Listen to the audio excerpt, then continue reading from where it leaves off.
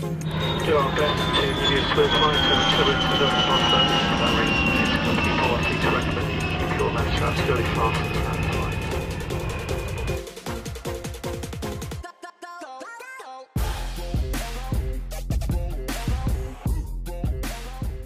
Halo, Assalamualaikum warahmatullahi wabarakatuh. Nama saya Sarah Nur Rahmawati, NIM 18220095. Di sini saya akan menjelaskan tentang pengangkutan udara. Sebelum lebih jauh, kita bahas pengertian terlebih dahulu ya.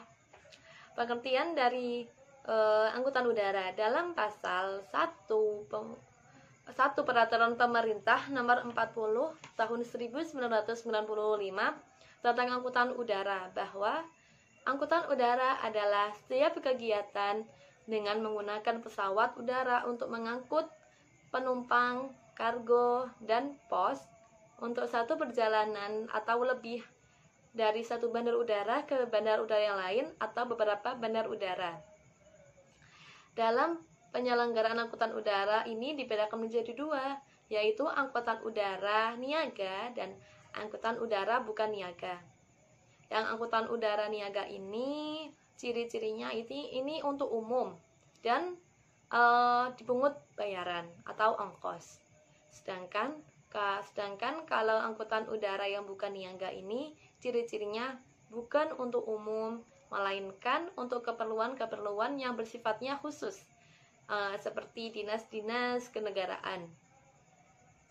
Selanjutnya, angkutan udara yang niaga ini dibedakan menjadi dua lagi, yaitu angkutan udara niaga terjadwal dan angkutan udara tidak terjadwal.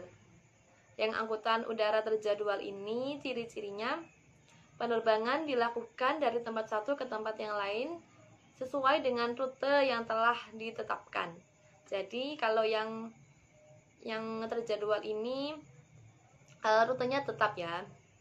Selanjutnya ciri-cirinya penjualan tiketnya ini untuk umum. Sesuai dengan penerbangannya itu sesuai dengan jadwal. Terus perusahaan penerbangan ini boleh memasang iklan. Yang kedua, angkutan udara bukan niaga. Ini ciri-cirinya penerbangan dilakukan adanya batasan rute penerbangan secara tetap. Ini maksudnya penerbangan yang tidak terjadwal ini tanpa adanya batasan rute secara tetap. Jadi rutenya bisa berubah-ubah. Tidak seperti yang terjadwal tadi yang rutenya tetap. Selanjutnya ciri-ciri yang kedua ini bukan untuk penumpang umum. Tidak boleh memasang iklan. Terus penumpang penerbangan tidak dilakukan sesuai dengan jadwal penerbangan. Jadi jadwalnya ini berubah-ubah. Selanjutnya kita akan membahas dari segi aspek penerbangannya. Ini ada dua, penerbangan internasional dan nasional. Sesuai dengan namanya, kalau penerbangan internasional itu dilakukan oleh pesawat asing atau registrasi asing. Sedangkan kalau penerbangan nasional dilakukan oleh pesawat nasional atau registrasi nasional. Selanjutnya kita akan membahas tentang penggolongan kegiatan penerbangan niaga, komersial niaga itu dibagi menjadi 4. Yang pertama, penerbangan teratur, penerbangan tidak teratur, penerbangan suplementer, dan penerbangan kegiatan keudaraan. Yang pertama, penerbangan teratur. Penerbangan teratur ini sesuai dengan namanya juga, penerbangan yang dilakukan sesuai dengan jadwal penerbangan atau penerbangan yang terencana. Sedangkan kalau yang penerbangan tidak teratur ini kebalikan dari yang teratur. Jadi jadwal penerbangannya ini tidak terencana. Yang ketiga, penerbangan suplementer. yaitu penerbangan dengan pesawat berkapasitas 15 orang yang sifatnya suplementer, dari penerbangan teratur menuju tidak teratur. Yang keempat, penerbangan kegiatan keudaraan, yaitu penerbangan yang bukan bertujuan untuk pengangkutan penumpang, barang, atau pos, melainkan dalam hal ini untuk kegiatan lain yang memungut biaya, misalnya untuk pemotretan, penyemprotan, dan lain-lain. Pengangkutan udara niaga ada dua pihak, yaitu pihak jelas seperti pengangkutan darat ya, ada dua pihak, yaitu ada pihak pengangkut dan pihak pengguna jasa atau konsumen. Dalam hal ini pengangkutan udara maksudnya ya, ini cuma dua pihak saja. Maaf gini, kalau pengangkutan udara ini cuma dua pihak, yaitu pihak pengangkut dan pihak penumpang atau konsumen. Pengangkut dalam hal ini adalah maskapai penerbangan atau perusahaan, sedangkan pengguna jasa atau konsumen ini yaitu yang membayar ongkos. Kedua pihak ini telah melakukan perjanjian atau terikat oleh perjanjian, sehingga mempunyai hak dan kewajiban yang harus dipenuhi atau biasanya disebut prestasi. Jika hak dan kewajibannya dilanggar, maka akan menimbulkan wan prestasi. Biasanya hak dan kewajiban penumpang dan pengangkut ini dituangkan dalam suatu dokumen perjanjian pengangkutan.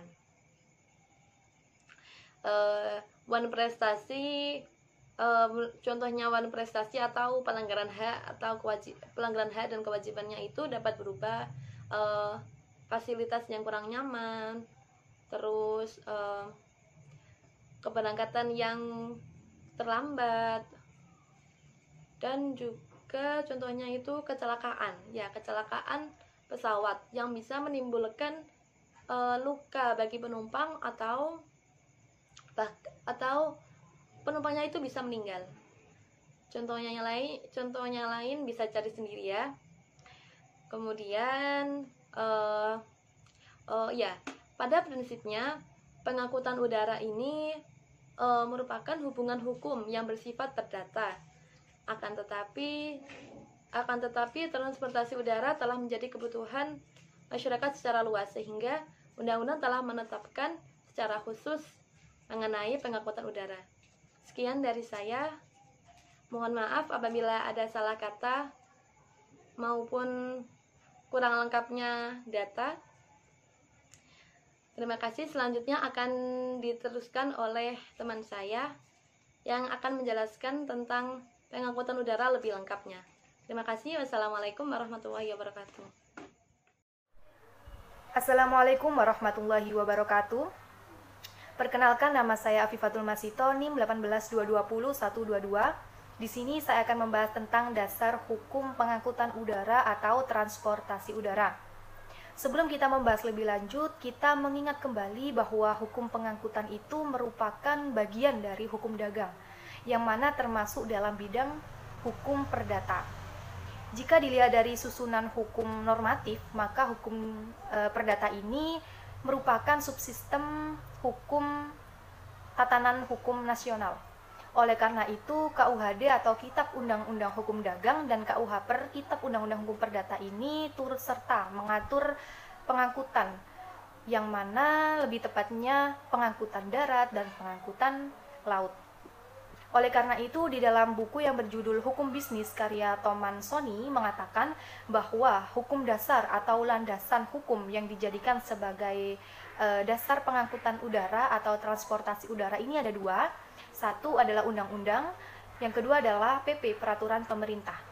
undang-undang ini nomor 1 tahun 2009 tentang penerbangan, yang mana atas perubahan undang-undang nomor 15 tahun 1992. Undang-undang nomor 1 tahun 2009 ini disahkan oleh Dr. Haji Susilo Bambang Yudhoyono pada tanggal 12 Januari 2009. Kemudian dasar hukum yang kedua adalah peraturan pemerintah. Ini nomor 3 tahun 2000 tentang angkutan udara atas perubahan peraturan pemerintah nomor 40 tahun 1995. Kemudian peraturan pemerintah yang kedua ini nomor 3 tahun 2001 tentang keamanan dan keselamatan penerbangan. Kemudian yang ketiga ada peraturan Menteri Perhubungan, ini nomor 77 tahun 2011 tentang tanggung jawab pengangkut angkutan udara. Selain dari dasar hukum yang ada di undang-undang dan PP peraturan pemerintah, ada konvensi internasional yang mengatur tentang transportasi udara ini. Ada 6 konvensi internasional. Yang pertama adalah konvensi Warsawa, kemudian yang kedua adalah konvensi Geneva, kemudian yang ketiga ada konvensi Roma, yang keempat ada protokol Hague 1955, yang kelima ini ada konvensi Guadalajara 1961, kemudian yang terakhir ini ada protokol Guatemala. Tetapi konvensi dari 6 konvensi ini yang Indonesia ikuti itu adalah konvensi dari Warsawa, yang mana konvensi Warsawa ini diberlakukan di Indonesia pada tanggal 29 September tahun 1933. Konvensi Warsawa ini mengatur tentang dokumen pengangkutan udara dan tanggung jawab angkutan udara. Tanggung jawab pengangkut angkutan udara atau transportasi udara. Sekian dasar hukum transportasi udara. Wassalamualaikum warahmatullahi wabarakatuh. Assalamualaikum warahmatullahi wabarakatuh. Perkenalkan, nama saya Iza Elmaila, NIM 1822101. Di sini saya akan menjelaskan asas-asas bersifat publik berkenaan dengan penerbangan. Asas-asas tersebut dicerminkan berdasarkan UU nomor 1 tahun 2009. Yang pertama yaitu asas manfaat, bahwa penerbangan haruslah memberikan manfaat sebesar-besarnya bagi masyarakat, meningkatkan kesejahteraan masyarakat, dan turut meningkatkan pertahanan dan keamanan negara. Hal ini sesuai dalam pasal 3 UU nomor 1 tahun 2009 poin B, yaitu penerbangan haruslah memperlancar arus perpindahan orang atau barang dengan mengutamakan dan atau melindungi angkutan udara dalam rangka memperlancar kegiatan perekonomian nasional. Yang kedua yaitu asas usaha bersama dan kekeluargaan, bahwa penyelenggaraan penerbangan dilaksanakan dalam upaya mencapai cita-cita dan aspirasi bangsa, yang mana kegiatannya dapat dilakukan oleh seluruh lapisan masyarakat yang dijiwai oleh semangat kenegaraan. Nah, asas ini tercermin dalam pasal 3 poin C dan D, di mana tujuan dari penerbangan tersebut yaitu membina jiwa kedirgantaraan dan menjunjung tinggi kedaulatan negara. Yang ketiga ialah asas adilan merata, bahwa penerbangan haruslah memberikan pelayanan yang adil dan merata kepada seluruh lapisan masyarakat dengan harga yang terjangkau oleh masyarakat. Asas-asas ini tercermin dalam pasal 3 poin A, yakni mewujudkan penyelenggaraan penerbangan yang tertib, teratur, selamat, aman, nyaman dengan harga yang wajar, dan menghindari praktek persaingan usaha yang tidak sehat. Asas yang keempat yaitu asas keseimbangan. Asas ini menyatakan bahwa penerbangan haruslah diselenggarakan sedemikian rupa agar terjadinya keserasian dan keseimbangan baik sarana prasarananya, kepentingan individu dan masyarakat, kepentingan pengangkut maupun kepentingan dari penumpang. Nah, asas ini tercermin dalam UU nomor 1 tahun 2009, pasal 83 hingga pasal 100, menyatakan dan mengatur tentang penerbangan bidang niaga, yaitu penerbangan yang ditujukan untuk memperoleh laba bagi perusahaan penerbangan tersebut. Dan pasal 101 hingga 103 menyatakan mengatur tentang penerbangan bukan niaga atau penerbangan yang ditujukan untuk kepentingan pemerintah. Nah, dalam dua tipe penerbangan ini dapat kita lihat bahwa penerbangan Indonesia telah memenuhi asas keseimbangan tersebut. Yang kelima yaitu asas kepentingan umum. Asas ini menyatakan bahwa penerbangan haruslah mengutamakan pelayanan umum bagi masyarakat luas. Asas ini tercermin dalam pasal 134 yang menyatakan bahwa penerbangan memberikan fasilitas khusus bagi orang-orang yang cacat, lanjut usia, dan anak-anak di bawah umur 12 tahun. Oke, selanjutnya yaitu tentang asas-asas hukum dalam pengangkutan udara. Dalam pengangkutan udara, asas-asas hukumnya itu terbagi menjadi dua. Yang pertama yaitu asas yang bersifat publik, dan yang kedua asas yang bersifat perdata. Asas yang bersifat publik merupakan landasan hukum pengangkutan yang berlaku dan berguna bagi semua pihak, yaitu pihak-pihak yang berkaitan langsung dengan pengangkutan, pihak ketiga yang berkepentingan dengan pengangkutan, dan juga pihak pemerintah. Ada beberapa asas hukum yang bersifat publik yang telah diatur sendiri di dalam pasal 2 Undang-Undang Nomor 1 Tahun 2009 tentang penerbangan. Di situ sudah disebutkan beberapa asas yang bersifat publik, di antaranya yang pertama yaitu asas manfaat. Yang dimaksud dengan asas ini adalah bagi penyelenggara penerbangan itu harus bisa memberikan manfaat yang sebesar-besarnya bagi kemanusiaan, kesejahteraan rakyat, dan pengembangan warga negara, serta untuk upaya peningkatan dalam keamanan dan juga ketahanan negara Republik Indonesia sendiri.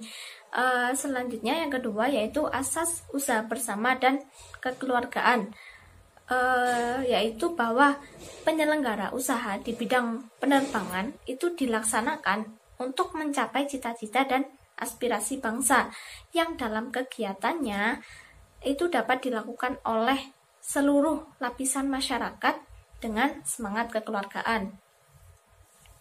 Yang ketiga yaitu asas adil dan merata, bahwa penyelenggara penerbangan itu harus dapat memberikan pelayanan yang adil dan merata kepada segenap lapisan masyarakat dengan biaya yang terjangkau oleh masyarakat.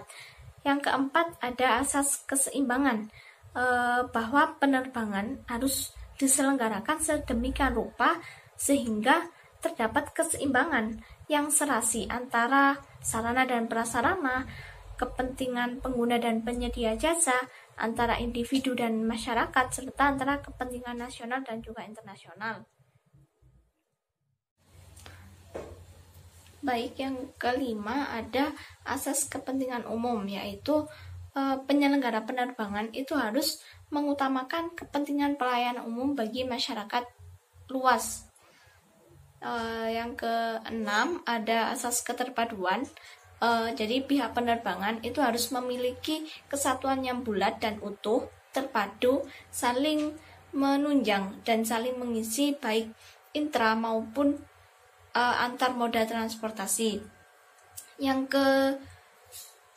ke-7 yaitu asas kesadaran hukum. Nah, di sini diwajibkan kepada pemerintah untuk menegakkan dan menjamin kepastian hukum, serta mewajibkan kepada setiap warga negara Indonesia untuk selalu sadar dan taat kepada hukum dalam menyelenggarakan penerbangan. Yang ke-8 ada asas keselamatan penumpang, yaitu bahwa setiap penyelenggara pengangkutan penumpang harus disertai dengan asuransi kecelakaan. Assalamualaikum warahmatullahi wabarakatuh. Saya Ilham Miftahul Jannah, NIM 182200129. Di video ini saya akan menyampaikan pembahasan terkait para pihak dalam perjanjian pengangkutan udara niaga. Yang mana para pihak dalam perjanjian angkutan udara niaga ini terbagi menjadi 4 pihak. Yang pertama ada pengangkut, yang kedua ada penumpang, yang ketiga ada pengirim, dan yang terakhir ada penerima. Saya akan memulai dari pengangkut terlebih dahulu. Pada umumnya pengangkut itu didefinisikan sebagai pihak yang mengikatkan diri untuk menyelenggarakan pengangkutan orang dan atau barang dari suatu tempat ke tempat tujuan dengan aman, selamat, dan tepat waktu. Kemudian pasal 1 angka 26 Undang-Undang Nomor 1 Tahun 2009 tentang penerbangan memberikan pengertian pengangkut adalah badan usaha angkutan niaga, pemegang izin kegiatan angkutan udara bukan niaga yang melakukan kegiatan angkutan udara niaga berdasarkan ketentuan undang-undang ini, dan atau badan usaha selain badan usaha angkutan udara niaga yang membuat kontrak perjanjian angkutan udara niaga. Dari pengertian diberikan oleh Undang-Undang Nomor 1 Tahun 2009 tentang penerbangan tersebut, maka dapat diketahui bahwa dalam penyelenggaraan kegiatan angkutan udara niaga, pengangkut adalah perusahaan atau maskapai penerbangan, yang mana kemudian pengangkut ini dapat berstatus sebagai badan usaha, bisa berupa BUMN seperti PT Garuda, kemudian juga bisa berbentuk BUMS seperti PT Lion Air, kemudian bisa berbentuk sebagai BUMD, bisa berbentuk sebagai badan usaha koperasi, juga bisa berbentuk sebagai perseorangan yang bergerak di bidang jasa angkutan udara niaga. Kemudian pembahasan selanjutnya yaitu terkait kewajiban dari pihak pengangkut. Yang pertama yaitu menyelenggarakan pengangkutan penumpang dan atau barang setelah disepakatinya perjanjian pengangkutan dengan aman, utuh, dan selamat sampai di tempat tujuan tepat pada waktunya. Kemudian yang kedua, menerbitkan dan menyerahkan bukti perjanjian pengangkutan atau dokumen pengangkutan. Hal ini sesuai dengan bunyi pasal 140 Undang-Undang Nomor 1 Tahun 2009 tentang penerbangan. Yang mana dokumen tersebut terdiri dari tiket penumpang pesawat udara niaga, yang kedua pas masuk pesawat udara niaga atau boarding pass, yang ketiga tanda pengenal bagasi, dan yang terakhir ada surat muatan udara niaga yang sesuai dengan bunyi pasal 150 Undang-Undang Nomor 1 Tahun 2009 tentang penerbangan. Kemudian kewajiban yang ketiga yaitu menggunakan angkutan udara yang layak yang sesuai dengan perjanjian pengangkutan yang telah disepakati. Yang keempat, memberikan pelayanan yang baik dan layak kepada setiap pengguna jasa angkutan udara niaga sesuai dengan perjanjian pengangkutan yang telah disepakati. Yang kelima, mengganti kerugian yang diderita oleh baik penumpang maupun pengirim selama proses pengangkutan, kecuali pengangkut dapat membuktikan bahwa hal yang terjadi bukanlah kesalahannya. Termasuk dalam hal ini pengangkut bertanggung jawab atas kematian atau lukanya penumpang yang diangkut, musnah, hilang atau rusaknya barang yang diangkut, keterlambatan angkutan penumpang dan atau barang apabila terbukti hal tersebut merupakan kesalahan dari pengangkut. Selanjutnya yaitu mengembalikan biaya angkutan yang telah dibayarkan oleh penumpang dan atau pengirim apabila terjadi pembatalan pemberangkatan pesawat udara niaga. Selanjutnya, pengangkut harus menandatangani surat muatan udara sesegera mungkin setelah barang-barang diterimanya. Hal ini sesuai dengan bunyi pasal 8 ayat 3 Ordonansi tahun 1939. Selanjutnya, apabila barang yang dikirimkan oleh pengirim telah tiba di pelabuhan udara tujuan, pengangkut berkewajiban untuk memberitahukan kepada penerima barang, kecuali apabila telah diperjanjikan lain. Hal ini sesuai dengan pasal 16 ayat 2 Ordonansi tahun 1939. Kemudian yang selanjutnya, apabila penerima tidak datang, atau apabila penerima menolak untuk menerima barang-barang tersebut, atau menolak untuk membayar apa yang seharusnya dibayarkan, atau juga apabila barang-barang tersebut disita oleh badan usaha pengangkutan tersebut, maka pihak pengangkut wajib menyimpan barang-barang tersebut di tempat yang cocok atas beban dari kerugian yang berhak. Hal ini sesuai dengan bunyi pasal 17 ayat 1 Ordonansi 1939. Selanjutnya, pengangkut wajib memberitahukan kepada pengirim, dan dalam hal ada penyitaan juga diberitahukan kepada penerima secepat-cepatnya dengan bisa telegram atau telepon atas beban yang berhak tentang penyimpanan itu dan sebab-sebabnya. Hal ini sesuai dengan pasal 17 ayat 2 Ordonansi 1939. Kemudian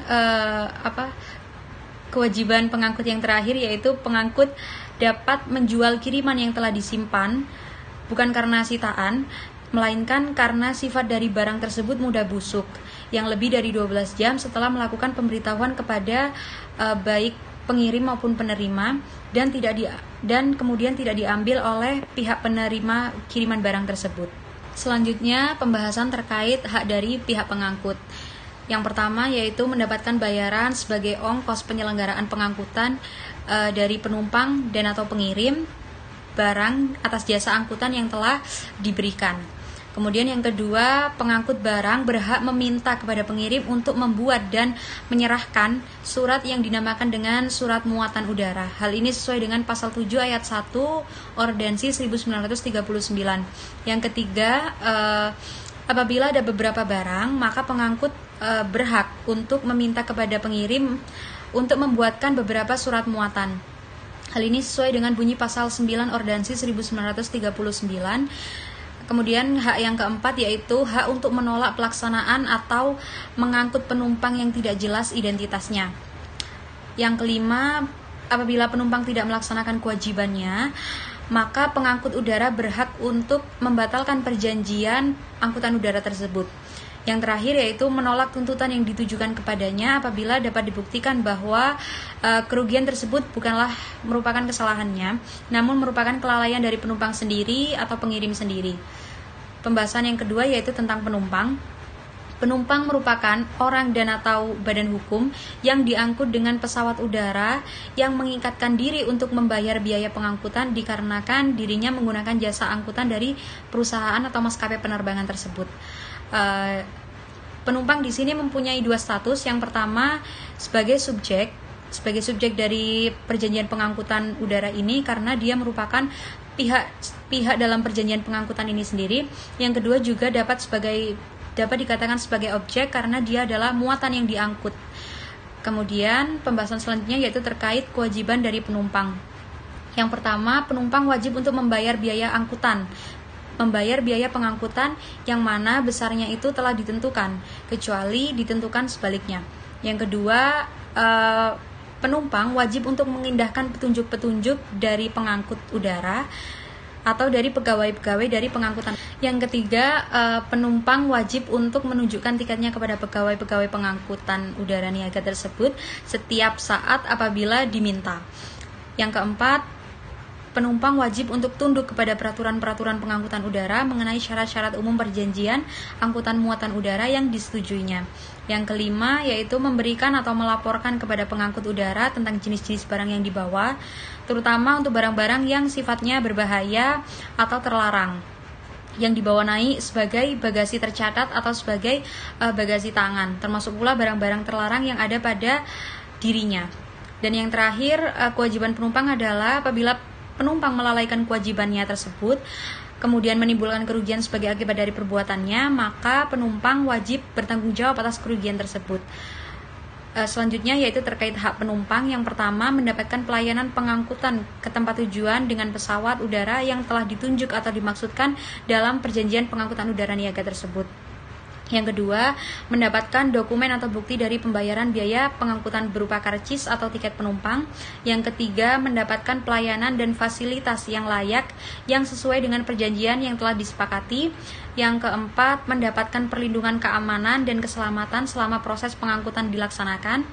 Yang kelima, penumpang atau ahli warisnya berhak untuk menuntut atas ganti kerugian yang dideritanya selama proses pengangkutan sebagai akibat adanya kecelakaan penerbangan atas pesawat udara yang bersangkutan. Dan yang terakhir, penumpang berhak mendapatkan ganti kerugian apabila terbukti bahwa pihak pengangkut bersalah atau lalai dalam menyelenggarakan pengangkutan.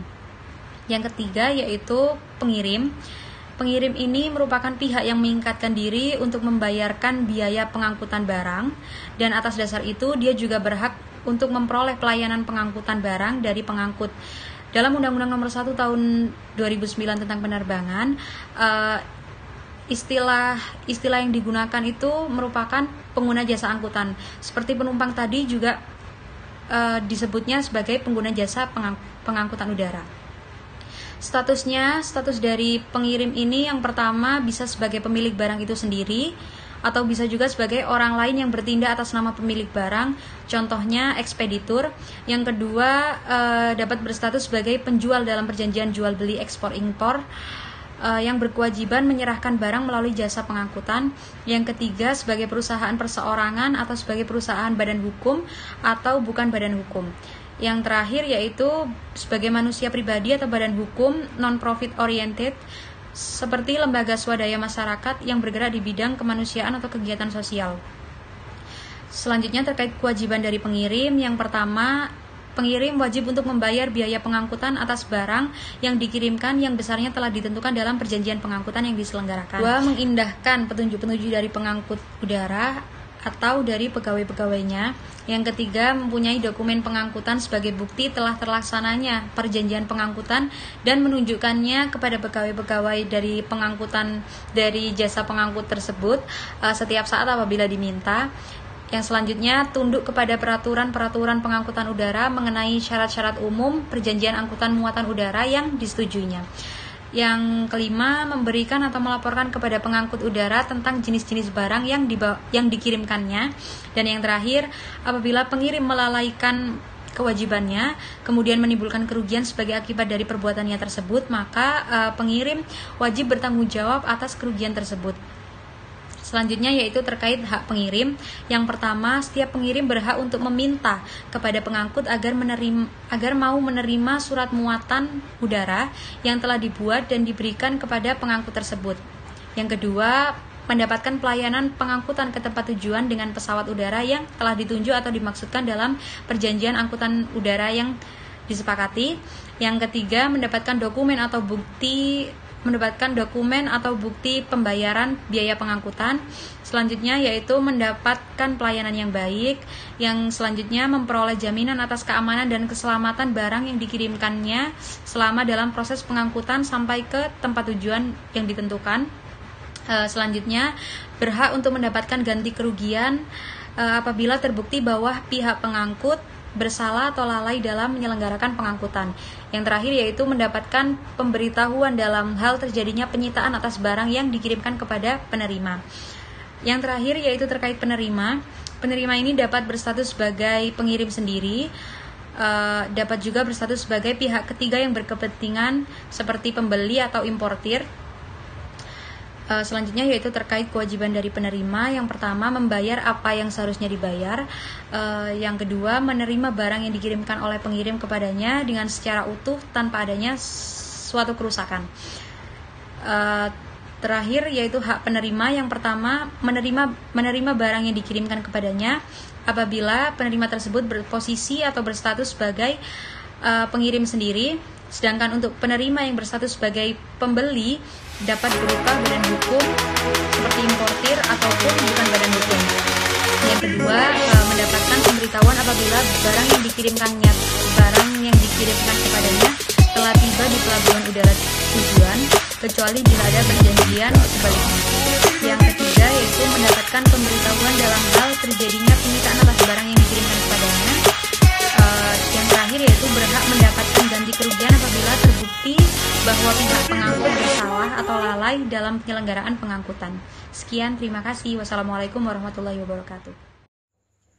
Assalamualaikum warahmatullahi wabarakatuh. Saya Indana Rizkyatun Nadira, NIM 18220097. Di sini saya akan menjelaskan mengenai perusahaan penunjang dalam transportasi udara.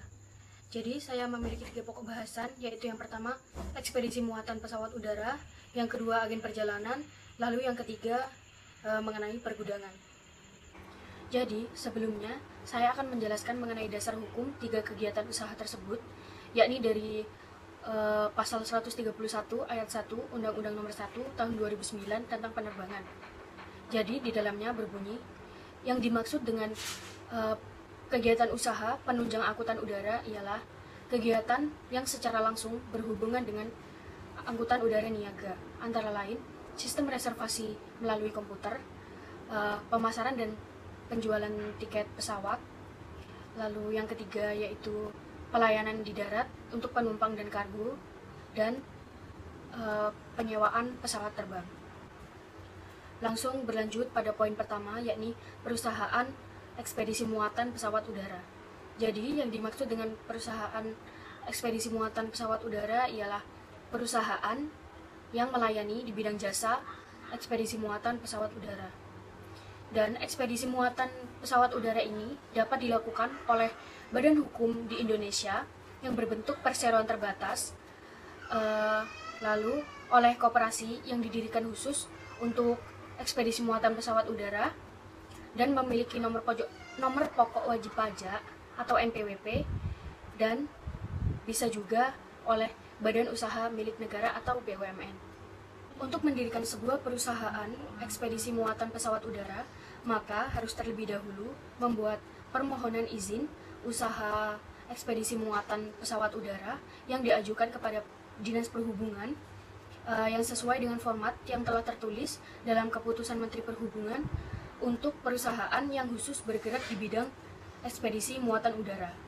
Izin usaha ekspedisi muatan udara pun dapat dicabut sewaktu-waktu apabila perusahaan tidak menjalankan kegiatan usahanya selama 12 bulan berturut-turut, perusahaan dinyatakan pailit, perusahaan menyatakan membubarkan diri, lalu perusahaan tidak memberikan pelayanan di bidang ekspedisi muatan udara, lalu izin usahanya diperoleh dengan cara yang tidak sah dan melanggar undang-undang yang telah berlaku.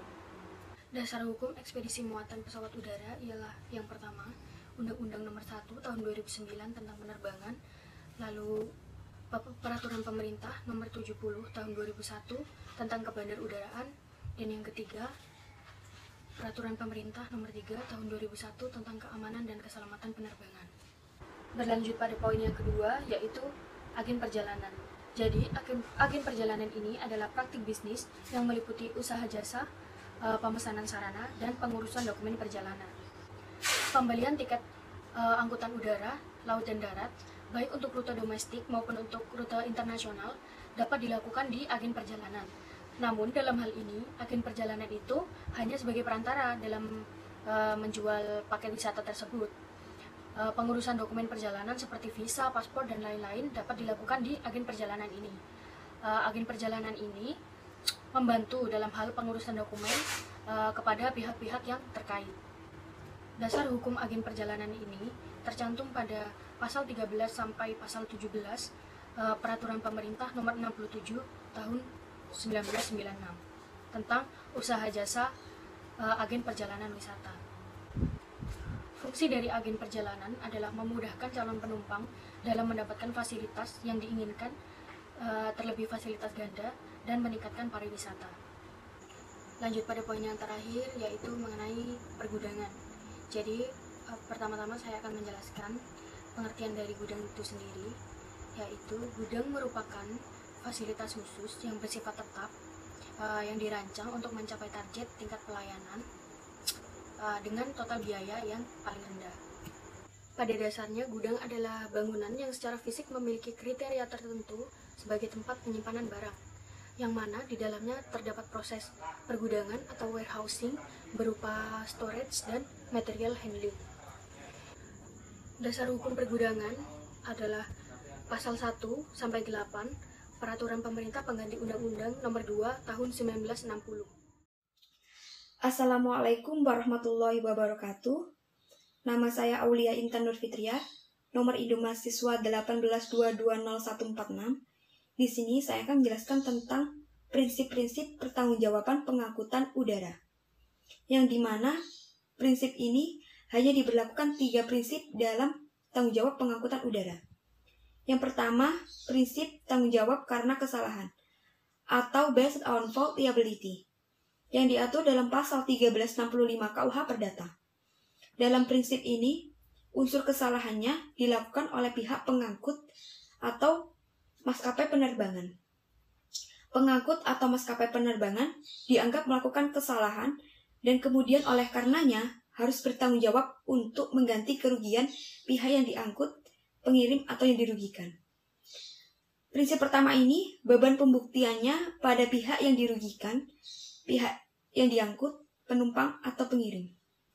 Yang kedua, prinsip tanggung jawab karena praduga bermasalah atau perception of liability concept, yang diatur dalam KUHD pasal 468. Dalam prinsip ini, pengangkut atau maskapai penerbangan yang dianggap bertanggung jawab karena melakukan kesalahan, sehingga harus mengganti kerugian. Namun dalam prinsip ini, beban pembuktiannya ada pada pihak pengangkut atau maskapai penerbangan, sehingga pihak pengangkut atau maskapai penerbangan harus membuktikan bahwa dirinya tidak bersalah. Sehingga ia dibebaskan dari tanggung jawab dari kerugian oleh pihak yang diangkut atau yang dirugikan. Yang ketiga, tanggung jawab mutlak atau absolute liability. Dalam prinsip ini tidak diatur dalam undang-undang, namun diperbolehkan diperjanjikan dalam kontrak atau dalam perjanjian pengangkut, pengirim atau penumpang. Pengangkut atau maskapai penerbangan harus bertanggung jawab dengan kerugian yang timbul. Dalam prinsip ini tidak mengenal beban pembuktian, namun dianggap mutlak bertanggung jawab. Sekian dari saya. Wassalamualaikum warahmatullahi wabarakatuh.